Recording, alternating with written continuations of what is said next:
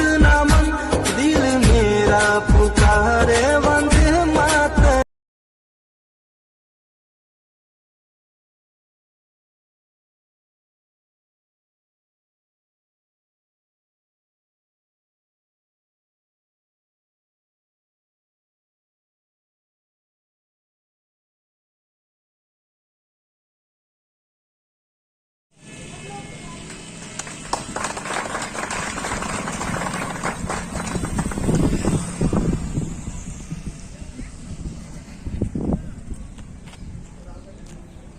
बस करिए भैया।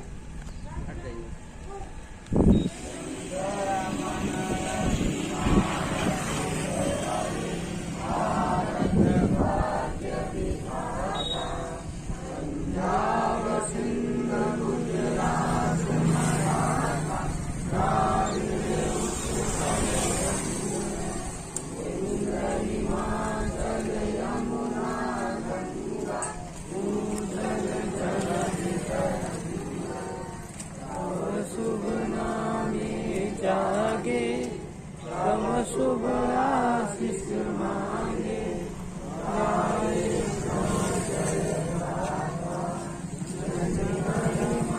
मंगलदायक जय हे भारत भाग्य विधाता।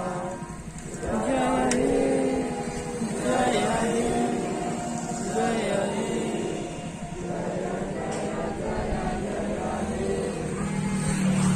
जय जय जय मातरम मातरम मातरम। अमर रहे अमर रहे अमर रहे नेताजी सुभाष चंद्र बोस। अमर रहे। आज क्या है? 15 अगस्त। आज क्या है? 15 अगस्त। आज क्या है? 15 अगस्त। भारत माता की जय। भारत माता की जय। अन्नदान का हमने पाया अन्नदान का हमने पाया अन्नदान का हमने पाया वस्त्रदान का हमने पहना हमने पहना वस्त्रदान का हमने पहना। वो है प्यारा देश हमारा वो है प्यारा देश हमारा वो है प्यारा देश हमारा। इसकी रक्षा कौन करेगा? हम करेंगे हम करेंगे हम करेंगे इसकी रक्षा कौन करेगा? हम करेंगे हम करेंगे हम करेंगे इसकी रक्षा कौन करेगा? हम करेंगे हम करेंगे हम करेंगे। कैसे करोगे? तन से करेंगे मन से करेंगे धन से करेंगे। कैसे करोगे? धन से करेंगे मन से करेंगे धन से करेंगे। कैसे करोगे? धन से करेंगे मन से करेंगे धन से करेंगे। भारत माता की जय। भारत माता की जय। माता जी की पूजा करेंगे। आप लोग सब लोग खड़े हो जाएंगे।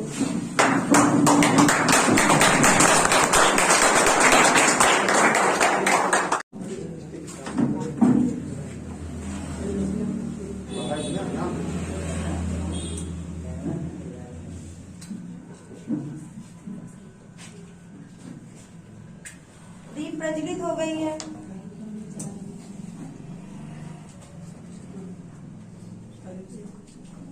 दीप ज्योति परम ज्योति दीप ज्योति जनार्दना दीपो हरतु मे पापम दीप ज्योति नमस्तुते शुभं करोति कल्याणं आरोग्यं सुख संपदा देशभूतिविनाशाय आत्मज्योति नमस्तुते आत्मज्योतिर्प्रदीपाय ब्रह्मज्योति नमस्तुते ब्रह्मज्योतिर्प्रदीपाय गुरुर्ज्योति नमस्तुते गुरुज्योति नमस्तुते।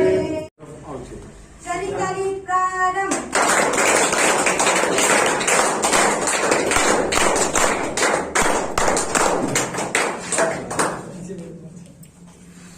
आएंगे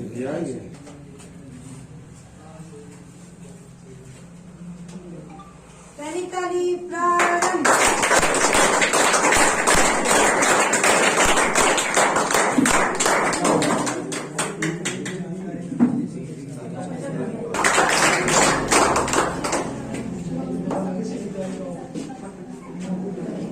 लगा लिया तो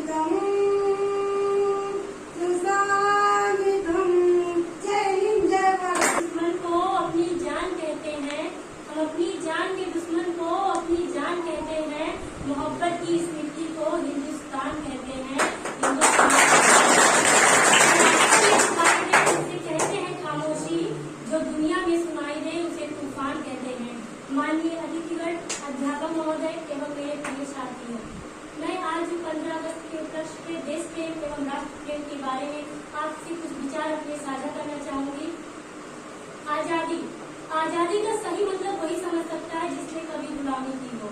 हम सौभाग्यशाली हैं कि हमने स्वतंत्र भारत में जन्म लिया।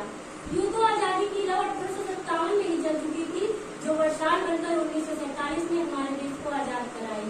वर्तमान मध्यकालीन एवं प्राचीन भारत के उदाहरणों से मैं स्पष्ट कर देना चाहूंगी कि जब हम फिरंगियों के फेरे में पड़ रहे थे तो रंगे बसंती चोला की एक आवाज पर टोले के टोले उमड़ आते थे और उनके खून में आने वाला 5 डिग्री का उफान अंग्रेजी शासकों की जड़ों में तूफान ला देता था। लोग मर जाते थे, मिट जाते थे, फांसी चढ़ जाते थे, फांसी चढ़ रहे होते थे। उसके बाद 62, 65, 71 के युद्धों में अपना सुहाग गंवा देने वाली औरत जब घर के हालात यूं हो जाया करते थे कि प्यार भी भरपूर गया, मांग का सिंदूर गया, प्यार भी भरपूर गया, मांग का सिंदूर गया, नन्हे नौनिहालों की लंगोटियां चली गई, छोटी छोटी बेटियों की चोटियां चली गई, बाप की कमाई गई, भाई की पढ़ाई गई, ऐसा एक विस्फोट हुआ पता ही नहीं चला, पूरे जिस्म की ही कई बोटियां चली गई, पूरे जिस्म की ही कई बोटियां चली गई। साहब आपके लिए तो इंतजार नहीं लड़ा है, पर मेरे घर की तो रोटियां चली गई, मेरे घर की तो रोटियां चली गई। इस प्रकार पूरा परिवार अपनी देशभक्ति साबित कर रहा होता था। वाले हालात पैदा हो जाने के कारण एक माँ अपने बच्चे को दुश्मनों की धज्जियां उड़ाने भेज दिया करती थी और खत लिखाकर भेजा करती थी कि अम्मा ने खत लिखा है बड़े ही प्यार से, अम्मा ने खत लिखा है बड़े ही प्यार से, पुत्र मेरे ना घबराना, 1 इंच भी पीछे न हटना, चाहे इंच इंच कट जाना, चाहे इंच इंच कट जाना। इस प्रकार अपना पूरा परिवार अपनी देशभक्ति साबित कर रहा होता था। लोग तब देश बलिदान मांगता था, लोग मर जाते थे, मिट जाते थे, फांसी चढ़ जाते थे, तो कहीं न कहीं अपनी देशभक्ति साबित कर रहे होते थे। पर आज क्या है, आज देश लड़ जाने को नहीं कहता, आज देश मर जाने, मिट जाने, फांसी चढ़ जाने को नहीं कहता, बल्कि जो अपने कार्य को पूरी ईमानदारी, पूरी निष्ठा, पूरी मेहनत के साथ करे ना, तो वही सच्चा देशभक्त, वही सच्चा प्रेमी होता है। मैं नहीं मानती कि साल में 2 बार हाथ में तिरंगा ले लेना ही देशभक्ति है। अगर आप कहेंगे कि साल में 2 बार हाथ में तिरंगा ले लेना देशभक्ति है, तो मैं पूछना चाहूंगी कि शिक्षा में लगे पाँव में बच्चा तिरंगा बेच रहा होता है, क्या आप उसकी देशभक्ति कहेंगे? नहीं, उसकी देशभक्ति नहीं, उसकी पेट की भूख की शक्ति है जो उसे ऐसा करने पर मजबूर करती है। क्योंकि न मंदिर को जानते हैं, न शिवारों को जानते हैं, न मंदिर को जानते हैं, न शिवारों को जानते हैं। जो पेट के भूखे होते हैं ना, वो सिर्फ भोजन के निवारों को जानते हैं, वो सिर्फ भोजन के निवारों को जानते हैं। समाज में जी रहे हैं जहाँ लड़कों से बात करता देख जो भाई हड़काते हैं, लड़कों से बात करता देख जो भाई हड़काते हैं, वही भाई अपनी गर्लफ्रेंड किसके घर में सत्य सुनाते हैं। हम तो एक ऐसे समाज में जी रहे हैं जहाँ पत्थर की मूर्त को लगते हैं छप्पर लोग, भूखे नंगे तड़पते सो जाते हैं लोग, भूखे नंगे तड़पते सो जाते हैं लोग। अपने परिवार, अपने समाज, अपने राष्ट्र के प्रति समर्पण का भाव है देशभक्ति, और हर देशद्रोही के जीवन में आने वाला तूफान है हमारी सच्ची देशभक्ति, ताकि हर देशद्रोही समझ सके अगर तू परिंदा है तो ये आसमान तेरा है, अगर तू दरिंदा है तो ये शमशान तेरा है। भाईचारे से रहना है तो रह इस जमीन पे, वरना ये कब्र भी तेरी और ये कब्रिस्तान तेरा है, और कब्रिस्तान तेरा है। लास्ट की 4 पंक्तियों से मैं अपने बारे को विराम देना चाहूंगी। ना ये सरकार मेरी है, ना ये रब मेरा है, न सरकार मेरी है, न ये रब मेरा है, और ना ही बड़ा सा नाम मेरा है। बस इतना ही गुरूर है मुझे कि मैं हिंदुस्तान की बेटी हूँ, और ये हिंदुस्तान मेरा है, और हिंदुस्तान मेरा है। हार्दिक शुभकामनाएं।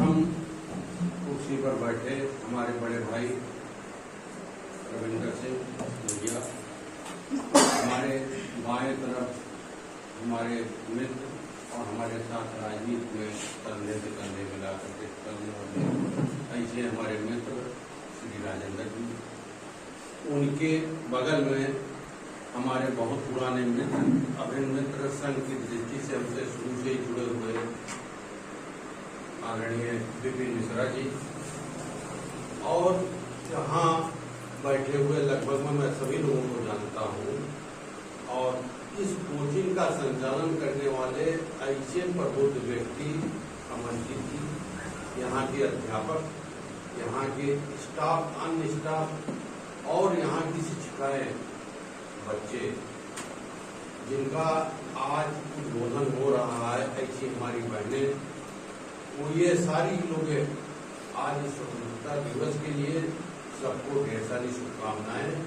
और जिस तरीके से जोश आज उमड़ रहा पूरे देश में, ये आप ही लोगों का, नई पीढ़ी का प्रतिफल है, जिसे लोग देखना चाहते हैं। अभी हमारी बहनों ने बहुत अच्छे अच्छे बिंदुओं को टच किया। भारत देश की आजादी कौन समझेगा? आजादी वही जो गुलामी के व्यवस्था में जकड़े हुए लोग रहे। हमारी पीछे के लोग, जो हमारे पूर्वज लोग रहे, जो 1947 से पहले जन्म लिए हैं, जो उस समय 18-20 साल के थे। आज हम जैसे कभी कोई हमारे परिवार पे दिन बाधा आ जाती है तो हमारी माँ और बहनें कहती हैं मुझे फांसी हो जाए लेकिन मेरा बच्चा बच जाए। उसी के तरीके से माँ भारती, भारत देश के लोग, नौजवान लोग, जिनमें अनगिनत लोग हैं, सुभाष चंद्र बोस से लेकर के बहुत सारे, चंद्रशेखर आजाद से लेकर के विभिन्न ऐसे लोग हैं जिनकी हम कल्पना नहीं कर सकते, जिनको हम समझ नहीं सकते कि कितने श्रेष्ठ लोग रहे। ऐसे लोग घर घर से निकले और बलिदान दे करके देश को आजाद कराया। आजाद करने वाली व्यवस्थाएं अब पूरी हो चुकी हैं, लेकिन जैसे हमारी बहन ने कहा कि देश तो आजाद हो गया, लेकिन अब हमारा कर्तव्य क्या बनता है। एक हमारी बराबर में खड़ी है बहन को भी बता रही थी कि विद्या का क्या महत्व है। हमें ये समझना चाहिए कि विद्या हमारे लिए कितना इम्पोर्टेंट है। जिस कोचिंग में हम पढ़ रहे हैं, हमारा लक्ष्य क्या है, हमको कहाँ जाना है, क्या करना है। हम देश की सेवा विद्या के साथ कर सकते हैं। ये नहीं कि झंडा के साथ भी हम देश की सेवा कर सकते हैं। हम अच्छा पढ़ेंगे, अच्छी शिक्षा देंगे, सब लोगों को जागरूक करेंगे और अपने देश की सेवा फौज में जाकर के, अपने देश की सेवा हम अन्य विभिन्न संस्थाओं में जाकर के 8 घंटे से लेकर के 18 घंटे तक अपने देश के प्रति समर्पित रहेंगे। आज चाइना आगे क्यों है? इसी कारण है कि 6 घंटे 7 घंटे नीचे अपने यहाँ कामचोरी है, वहाँ कामचोरी नहीं है। वहाँ लोग अपने देश के प्रति समर्पित हैं। सच्ची श्रद्धांजलि तब अर्पित करते हैं जब वो 8 से 18 घंटे काम करते हैं। हमारी भी देश के प्रति समर्पण और सच्ची श्रद्धांजलि तब मानी जाएगी जब हम जिस काम को कर रहे हैं उसमें बहुत अच्छी तरीके से, अगर हम कोचिंग पढ़ रहे हैं, हम ट्यूशन पढ़ रहे हैं, हम एजुकेशन लाइन में हैं, तो हमारी पढ़ाई 8 घंटे से लेकर 18 घंटे तक अपने घर में होनी चाहिए। और सारे काम वो भी काम करने चाहिए। माता पिता की सेवा होनी चाहिए। हमारे आचरण ऐसे होने चाहिए जिसको समाज का व्यक्ति देखे तो हमारा अनुयायी बने।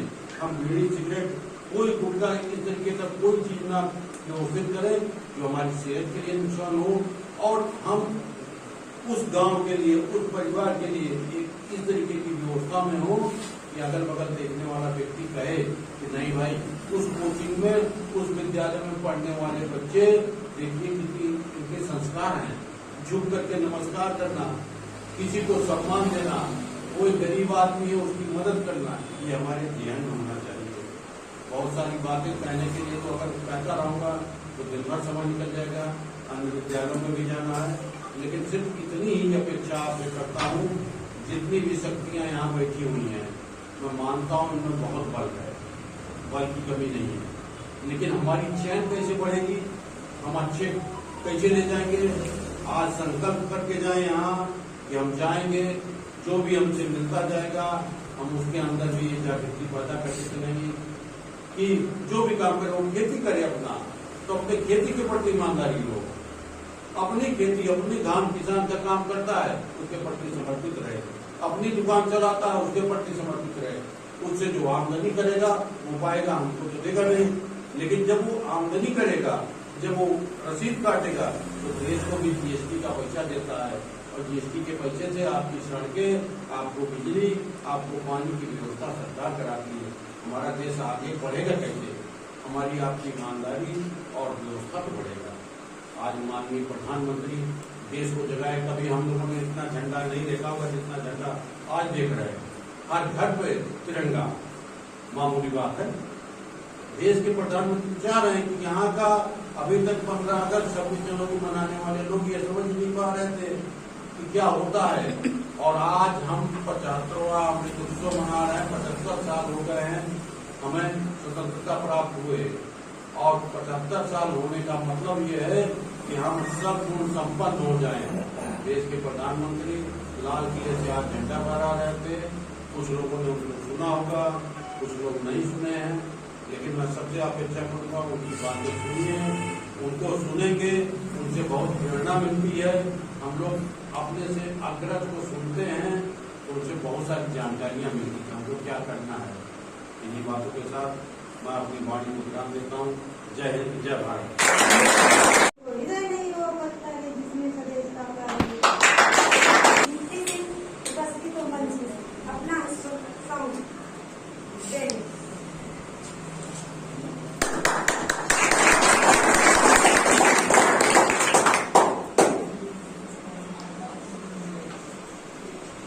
आदरणीय अधिक महोदय, जो आदरणीय अध्यापक महोदय, जो मेरे प्रिय भाइयों बहनों, मैं आप सबके सामने एक छोटा सा हास्य प्रस्तुत करने जा रही हूँ। अगर उसमें कोई त्रुटि होगी तो क्षमा कीजिए। कल मेला माँ एक मनई के पत्नी गई हेराए। कल मेला माँ एक मनई के पत्नी गई हेराए। एक उदास हम पूछन लाग्यो काहे दुखी हो भाई।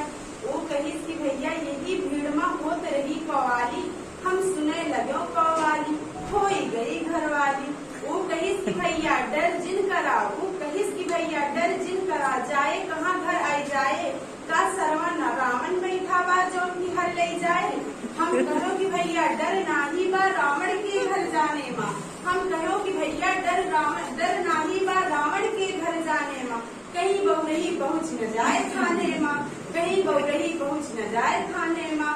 एक रिक्शा वाले से पूछो भैया स्टेशन ले चलियो। एक रिक्शा वाले से पूछो भैया स्टेशन ले चलियो। हमारी सूरत देख के बोला तू भाड़ा दे पैयो। हम कहो कि भैया जरा बतावा अपने रिक्शा दाम। हम कहो कि भैया जरा बतावा अपने रिक्शा दाम। वो कही कि भैया 2 रुपया माँ ऐसे ले चलत जैसे हेलीकॉप्टर। 2 रुपया माँ ऐसे ले चलत जैसे हेलीकॉप्टर। 1 रुपया माँ ऐसे ले चलत जैसे मोटरसाइकिल।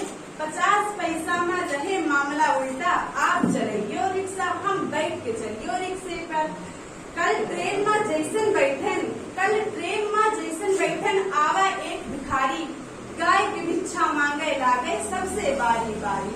कल ट्रेन में जैसन बैठन आवा एक भिखारी। गाय की भिक्षा मांगे लागे सबसे बारी बारी। एक भैया जी की इशारा होकर हमरी ओर। एक भैया जी की इशारा होकर हमरी ओर।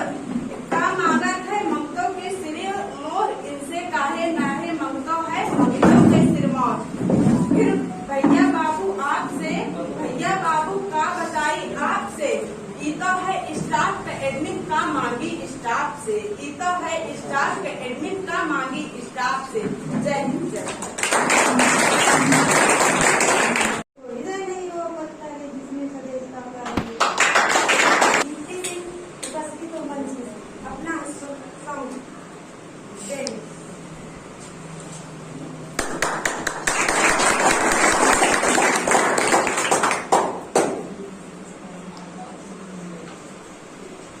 आदरणीय अधिक महोदय, जो आदरणीय अध्यापक महोदय, जो मेरे प्रिय भाइयों बहनों, मैं आप सबके सामने एक छोटा सा हास्य प्रस्तुत करने जा रही हूँ। अगर उसमें कोई त्रुटि होगी तो क्षमा कीजिए। कल मेला माँ एक मनई के पत्नी गई हेराए। कल मेला माँ एक मनई के पत्नी गई हेराए। एक उदास हम पूछन लाग्यो काहे दुखी हो भाई।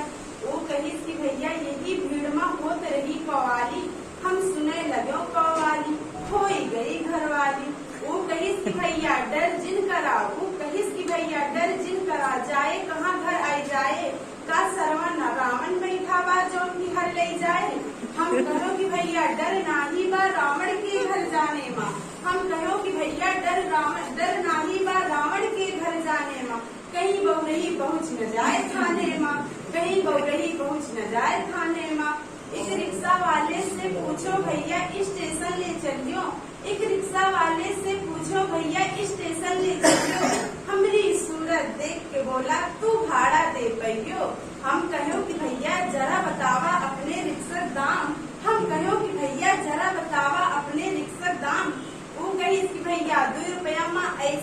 चलत जैसे हेलीकॉप्टर, 2 रुपया में ऐसे ले चलत जैसे हेलीकॉप्टर, 1 रुपया में ऐसे ले चलत जैसे मोटरसाइकिल, 50 पैसा में रहे मामला उल्टा, आप चलियो रिक्शा हम बैठ के चलियो रिक्शे पर। कल ट्रेन में जैसन बैठन आवा एक भिखारी, गाय की भिक्षा मांगे लागे सबसे बारी बारी। कल ट्रेन में जैसन बैठन आवा एक भिखारी, गाय की भिक्षा मांगे लागे सबसे बारी बारी। एक भैया जी की इशारा ओकर हमरी ओर, एक भैया जी की इशारा ओकर हमरी ओर, का मांगत है ममतों के सिरे मोर, इनसे काहे नाहे ममतों है ममतों के सिर मोर। फिर भैया बाबू का बताई आपसे, ई तो है स्टाफ का एडमिन का मांगी स्टाफ से, ई तो है स्टाफ का एडमिन का मांगी स्टाफ से। जय हिंद जय भारत।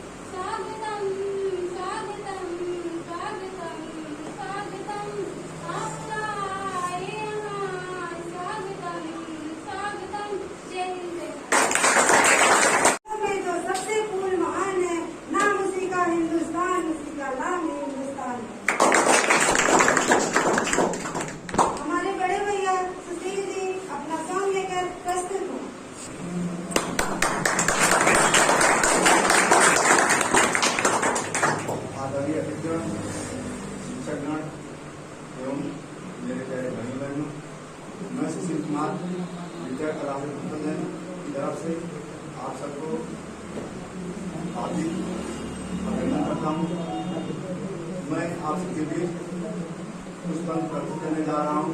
कोई पूर्व क्षमा करना। शेरों के पुत्र शेर ही जाने जाते हैं, शेरों के पुत्र शेर ही जाने जाते हैं, लाखों के बीच फौजी ही पहचाने जाते हैं।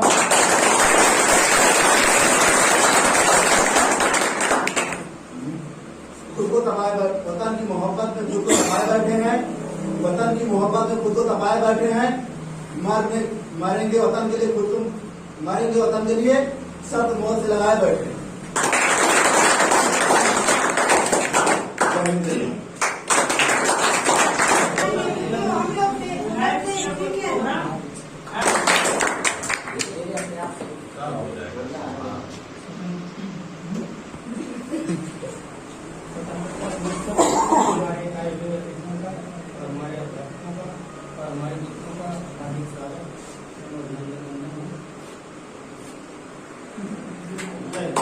श्री अमरजीत यादव हम लोग के कुछ बताएंगे, कृपया आप लोग अच्छे से सुनिएगा।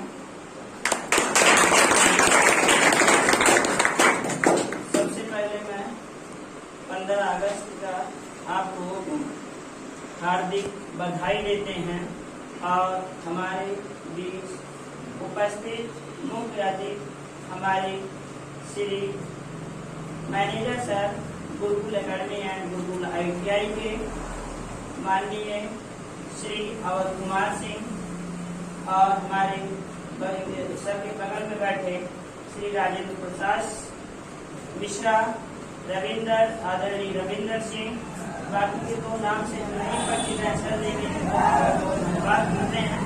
यहाँ पे ये लोग अपना इतना बहुमूल्य समय निकाल के आए, सर जी ने इतना उनका बिजी टाइम रहता है, इसके लिए मैं इनको प्रणाम करता हूँ।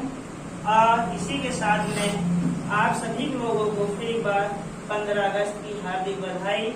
आप लोग जानते हैं, जैसे हम 15 अगस्त का नाम सुनते हैं तो सबके अंदर एक बार वो जोश उमड़नी चाहिए कि 15 अगस्त जो झंडा फहराया जाता है, क्यों फहराया जाता है और इसका मतलब क्या है।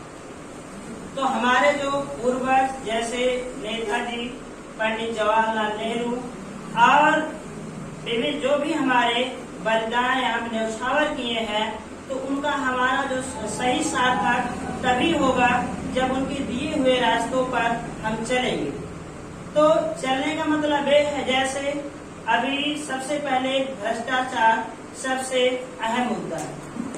भ्रष्टाचार हमें अपने आप को लेकर भी, जो जितने भी यहाँ पे उपस्थित हैं या प्रदेश के लोग, देश के लोग, सबसे पहले भ्रष्टाचार पे उनको जोर देना चाहिए कि भ्रष्टाचार खत्म करें, तभी आजादी मनाने का एक हमारा सही मतलब होगा। तभी हम उन वीर सपूतों को हम श्रद्धांजलि समर्पित कर पाएंगे।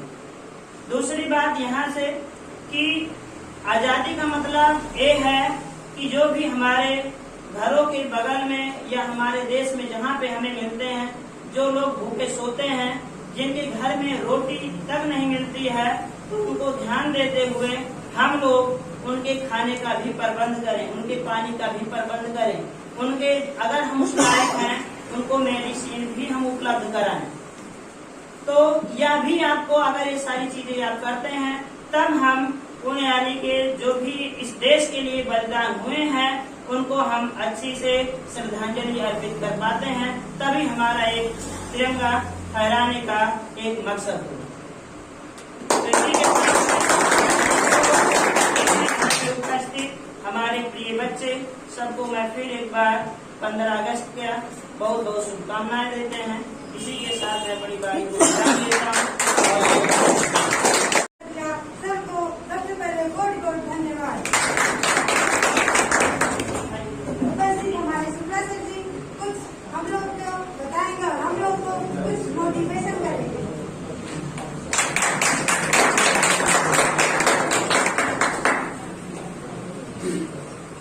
भारत माता के जय, भारत माता के जय, भारत माता के जय।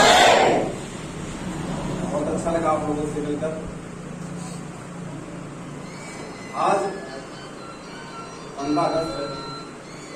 जिसके उपलक्ष्य में हम लोग यहाँ पर उपस्थित हुए हैं। हमारे आदरणीय छत्तीसगढ़ कोचिंग के प्रबंधक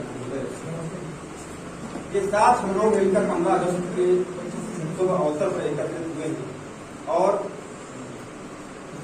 सबसे बड़ी चीज क्या है कि हम लोग आज यह जानने के लिए उपस्थित हुए हैं कि आजादी क्या, स्वतंत्रता क्या। स्वतंत्रता ये नहीं है कि हम उसको स्वच्छंदता के रूप में लें। स्वतंत्रता हमारी धरोहर है, लेकिन उसका बिगड़ा हुआ नहीं होना चाहिए। प्रोफेसर जॉन लॉक ने पहले ही कह दिया था कि जहां कोई कानून नहीं वहां कोई स्वतंत्रता नहीं। लोग आजकल कानून की अवहेलना करते हैं कि कानून ऐसा होना चाहिए, वैसा होना चाहिए। विभिन्न प्रकार की अवहेलनाएं, उस पर आक्षेप और अवहेलनाएं डालते रहते हैं, लेकिन हम ये नहीं समझ पाते हैं कि वह कानून हमारे लिए सही है, सार्थक है कि नहीं। सबसे बड़ी चीज क्या है, हम लोगों के अंदर व्याप्त जो मनुष्य के गुण हैं उसको हम अच्छी तरीके से डेवलप नहीं कर पाते। जो भी कानून बनता है, जो भी चीजें सरकार के द्वारा बनाई जाती हैं, उसको हम अच्छी तरीके से समझें। 2014 से लेकर जब से नरेंद्र मोदी की सरकार आई है, भारत में कई सारे बिंदुओं पर काम हुए। कुछ लोग उसकी अवहेलना करते हैं और कुछ लोग ये जानने का प्रयास करते हैं कि वास्तव में ये कानून सही है। अगर वह कानून हमारे लिए सार्थक है तब सही, अगर वह कानून हमारे लिए निरर्थक है तो क्या है, सरकार की मंशा यही होती है कि सभी व्यक्तियों तक अपनी योजनाओं के माध्यम से, अपने सिस्टम, अपने तंत्र के माध्यम से एक निचले स्तर पर बैठा व्यक्ति को लाभ मिले। भारत समाजवादी अर्थव्यवस्था के अंतर्गत बहुत सारी योजनाओं का कार्यान्वयन करता है और वही हमारी क्या है, स्वतंत्रता। सरकार से कुछ पाना, सरकार को हम लोग क्यों चुनते हैं? सरकार को हम इसलिए चुनते हैं क्योंकि वो हमारी रक्षा करते हैं, हमारी देखभाल कर सके, हमारा प्रतिनिधित्व कर सके देश और विदेश में। आज भारत इस दहलीज पर पहुंचा है कि विश्व के सभी देश भारत की तरफ ही आस लगाकर देखते रहते हैं। चाहे अमेरिका हो, चाहे आप बड़े से बड़े कंट्रीज को आप देखिएगा जो हमारे विश्व गुरु बनने की ओर अग्रसर की भाव से देखते हैं और यह सोचते हैं कि भारत ने यह काम 75 वर्षों में कैसे कर दिखाया है। आज हमने टेक्नोलॉजी के क्षेत्र में सबसे ज्यादा उन्नति की है। अगर आप देखेंगे तो अगर कोरिलेशन किया जाए, तुलना किया जाए तो अमेरिका से 10 गुना हमारी। लोग ये सोचते हैं कि अमेरिका से हम बहुत पीछे हैं, लेकिन ऐसा कुछ नहीं। अगर देखा जाए तो अमेरिका की आजादी जो है 1776 में, 1776, आज लगभग 300 वर्ष बीतने वाले हैं, 300 वर्ष में प्लस हो चुका है। लेकिन अगर कोरिलेशन किया जाए हमारी टेक्नोलॉजी से और उसकी टेक्नोलॉजी से तो हम कई गुना होशियार हैं। आज लोग चाइना की बात करते हैं कि चाइना ने बहुत कुछ दिया है, लेकिन हमारे भारत देश ने जो दिया है वो विश्व के किसी भी देश में नहीं दिया है।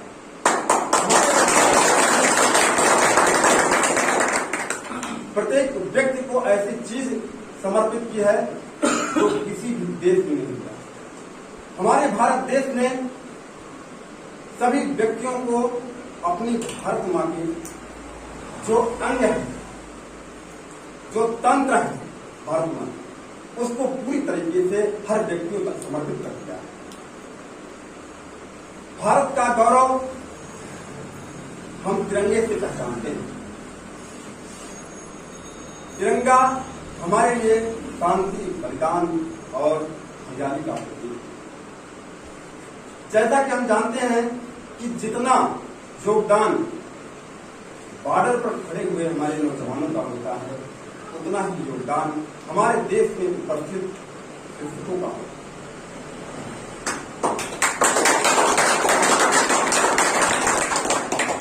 कृषक जो होता है ये किसी भी देश की अर्थव्यवस्था में बहुत ही महत्वपूर्ण योगदान होता है। आज हमारी कृषि अर्थव्यवस्था जो है काफी उन्नतशील हुई है। विश्व के अन्य देशों से हम आगे निकल चुके हैं।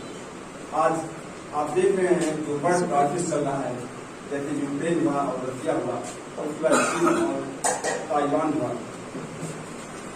इसके बीच सामंजस्य बिठाने के लिए चाहे यूक्रेन हो या रशिया हो या ताइवान और चाइना हो, इन सभी देशों के मध्य जो आज विश्व के लिए एक खतरा बन चुके हैं, इन सभी देशों के मध्य सामंजस्य बैठाने के लिए हमारे सर्वश्रेष्ठ जो नेता हैं नरेंद्र मोदी को चुना गया। तो आजादी कहीं ना कहीं हमारे वैश्विक स्तर पर दिख रही है। भारत को आप देखेंगे लगभग 20 साल पहले आप जाएं तो भारत की संकल्पना, भारत की इच्छा शक्ति, भारत की सामर्थ्यवान की शक्ति ये कोई पहचानता नहीं, ये कोई जानता ही नहीं था कि भारत भी इस देश में, इस विश्व में कोई देश। लेकिन आज हम लोग के माध्यम से, हम लोग की सामर्थ्यवान शक्तियों के माध्यम से विश्व हमें पहचानने लगा है। विश्व में भारत की जो छाप पड़ी है वो हम लोग की देन है। एक वैश्विक स्तर पर हमें पहुंचने के लिए हर व्यक्तियों का योगदान बहुत जरूरी होता है। लोग ये समझते हैं आजकल कि हम क्या करें, हमसे अकेले थोड़े हो पाएगा, हम अकेले इसमें योगदान थोड़े दे सकते हैं, लेकिन नहीं, ऐसा नहीं सोचना चाहिए। हर व्यक्ति, अगर आप सुधरेंगे तो जग सुधरेगा। हर व्यक्ति अपना बहुमूल्य समय निकालकर भारत के हर क्षेत्र में योगदान देना चाहता है। ये भारत की जो सोच है, भारत क्या है, एक सोच है। भारत की जो सोच है वो आप देखेंगे तो काफी विकसित सोच, विकासशील सोच नहीं, अल्प विकसित सोच नहीं, विकसित सोच। हमारी जो सोच है इसके माध्यम से हम विश्व के सभी देशों तक अपने विचारों को साझा करने की सामर्थ्यवान रहेंगे। आज ऐसा ही नहीं है कि हम कुछ देशों तक ही पहुंच गए हैं, ऐसा नहीं। भारत विश्व के सभी देशों में पहचाना जाता है, यहां तक कि बर्फीले इलाकों में पहचाना जाता है, जहां पर एक छोटे से घरों में, बर्फ के घरों में बनाकर लोग रहते हैं, वहां पर भी भारत की शक्ति पहुंची। भारत अन्य के क्षेत्र में आप देखें तो Ukraine, Russia, France, European country, जहां पर आज भूखमरी की स्थिति पैदा हुई है, यहां पर हम अन्न पहुंचाने का काम कर रहे हैं। आप देखेंगे वर्ल्ड क्राइसिस, इकोनॉमिक क्राइसिस हुआ श्रीलंका में। इकोनॉमिक क्राइसिस हुआ, ये देखिए एक चाइना की सोच, किसी भी देश की सोच, किसी भी देश की सोच। चाइना ने क्या किया? चाइना ने उसके साथ इकोनॉमिक क्राइसिस किया, जिससे उसकी अर्थव्यवस्था क्या हुई, खत्म हो गई। उसकी स्वच्छंदता, उसकी स्वतंत्रता पूरी तरीके से क्या हो गई, खत्म हो गई, दूसरे के अधीन हो गई। लोग अपने भूमि को बेचने लगे विदेशी हाथों में, इन्वेस्टमेंट ज्यादा हुआ, ब्याज दर कम लगी और पूरी तरीके से श्रीलंका आज जो है खाते में भारत की तरफ आस लगाए हुए बैठा है कि भारत हमारी मदद करेगा, और वास्तव में भारत ने श्रीलंका की मदद की। ये हमारी ऊर्जा है, ये हमारी सामर्थ्य है, ये